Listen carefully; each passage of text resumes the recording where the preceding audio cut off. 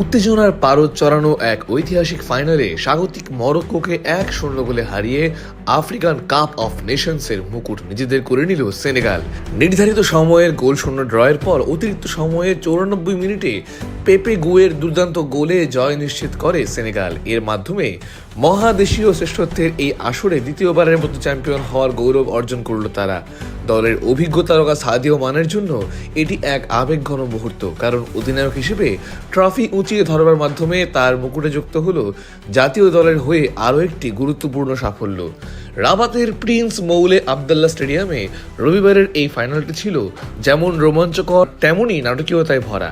ম্যাচের শেষ ভাগে এসে চরম বিশৃঙ্খলা সৃষ্টি হয় যখন রেফারি মরক্কোর পক্ষে একটি বিতর্কিত পেনাল্টি দেন।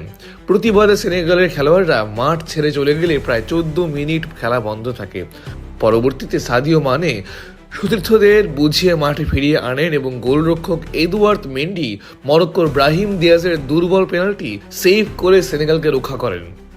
অতিরিক্ত সময়ের খেলা শুরু হওয়ার মাত্র 4 মিনিটের মাথায় পেপে গুয়ের বক্সের বাইরে থেকে এক জোরালো শটে মরক্কোর জাল কাঁপান। পুরো টুর্নামেন্টে দুর্দান্ত খেলা স্বাগতিক মরক্কো শেষ পর্যন্ত গোল পরিশোধ করতে ব্যর্থ হয়। সাদিও মানে গোল না পেলেও পুরো ম্যাচে দলকে সামনে থেকে নেতৃত্ব দিয়েছেন এবং শেষ পর্যন্ত তার হাতেই ওঠে কাঙ্ক্ষিত ট্রফি। এই জয়ের পর সেনেগালের রাজধানী ডাকার সহ পুরো দেশ উৎসবে মেতে ওঠে এবং দেশটির সরকার সোমবার সাধারণ ছুটি ঘোষণা করেছে।